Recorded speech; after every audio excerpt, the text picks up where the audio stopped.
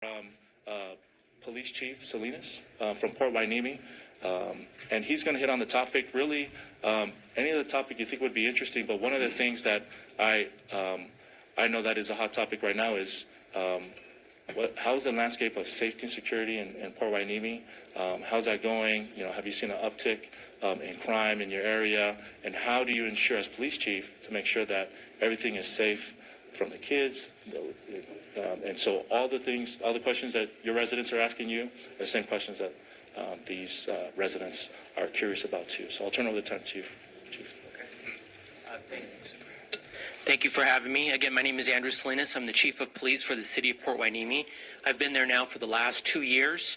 When I got hired, I wasn't aware that I was going to be submerging myself into the cannabis industry, and sure enough, 3 months later, I had the first application before me for approval. To present date, we have 5 retail dispensaries that are open, and 7 that have actually been approved, with an additional 2 that are in the process for an ultimate total of 9 dispensaries. We just celebrated our 1-year anniversary from our first dispensary, so I do have a lot of history and information that I can share with everyone here as to how that's going. To present day, there have been no complaints in terms of noise, smell, or traffic. We are finding that our retail dispensaries are very similar to a very busy liquor store or 7-Eleven store in terms of traffic coming in and out on a daily basis. When we approved these cannabis businesses, we entered into development agreements with them, which required a 5% tax as opposed to using a locally taxpayer cannabis approved tax. And as a result of doing that, we are allowed to impose a number of conditions onto them from the police department as well as from the planning department, ranging from the hours of operation to what type of criminal backgrounds we were going to allow, to where they're located, and so on and so forth. So to this point, we have found that our dispensaries have actually cleaned up the immediate areas, because we actually have armed guards that are required to be there an hour before the dispensary opens, all the way up until the last employee leaves. Lighting has improved because they are required to have lighting that enhances or actually makes their security cameras very functional. Also, something that we also require, at any time, I can actually go onto my phone and I have complete access to every single dispensary business in the city of Port Hueneme, and within a matter of seconds, I can see what's happening within that operation during business hours and after business hours, which has been very helpful, because at any time I can, in essence, audit the dispensary. Are they wearing their uniforms? Do they have their badges on? Is there an armed security guard in place? Are they violating some of the conditions, such as they're not allowed to have any social functions on the premises? They're not allowed to smoke on the premises, or the product on the premises at all. So these are some of the things that I'm able to do just from looking on my cell phone, as well as our communication center also has an iPad with all of this software, so they can actually go in if we get an alarm call and our police department has to respond. They can see what's actually happening on the property at any time. In terms of sales, our dispensaries are doing very well. Unfortunately, our city council did not put a cap on the number of businesses that we were going to allow into our city. They felt that the market would correct itself, and there would only be a limited amount of areas or space in the city of Port Hueneme to actually put these dispensaries. Well, what we're finding is these dispensaries, or the owners, are actually buying buildings as opposed to finding just rental places, and so they're finding more space, and so we're getting more and more applications. And so me as a police chief, I would rather be regulating 5 or 6 dispensaries as opposed to having to deal with 10 or 12 dispensaries in my city that are fighting for the business. There's a lot of infighting, and they're a lot harder to control because there's so many in such a small city. So that's one thing I would recommend in terms of being a small city like the city of Santa Paula, is start small, and then you can always add as you progress or as sales begin to grow. In terms of youth and problems such as having youth actually go into the businesses or attempt to go into the businesses. Every dispensary, you are required to present identification before even crossing the threshold. There's a security guard there that checks your identification before you can even enter into the dispensary to purchase any type of cannabis. So that in itself actually prevents a majority of any of our youth going into the dispensaries. I've also sent out letters to all of my dispensaries as a proactive measure in terms of letting them know that I will be conducting minor decoy operations to keep them honest and attempting to get juveniles to go into their dispensary and actually purchase cannabis.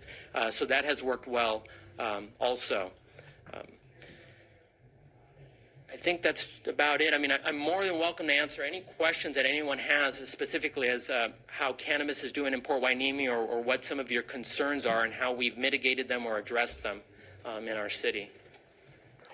Thank you so much, Chief Salinas, and we'll have the opportunity to do public comments, and in those public comments, the residents will have the opportunity to ask questions as well. So we'll have you'll definitely have the opportunity to answer questions then. Now, folks, I would like to introduce Police Chief Steve McLean. He'll share his thoughts on about safety and security for cannabis in Santa Paula and whatever else you'd like to share on policing. So, thank you. So, like many of you, after Prop 64 passed, I had a lot of concerns. But my concerns had a lot to do with I wasn't educated, never been to a facility. So the first thing I did was I toured a lot of facilities. I think probably 3 or 4 of them, including Port Hueneme. And what first struck me was I never knew that we were in front of a facility. The first one we went to, we thought we were lost and didn't realize that we were sitting right in front of it because it looked like an auto body shop. So that's the first thing that struck me. It was very low key. It was an industrial area. And then I went into it, and it was like Fort Knox. Inside, it was very clinical. Everybody had suits on. They looked like scientists, doctors. It was a lab type of setting, and it was very clean. The other thing I did is I've had many meetings with Chief Salinas and talked to him about my biggest concern is I'm the chief of police, and I'm all about public safety. And I don't want anybody breaking into a facility with the intention of trying to take some of the cash, and then somebody gets himself killed. And I don't want somebody breaking in and taking the product and then spreading it out to our kids. So, and I don't want former drug dealers and criminals working in those facilities.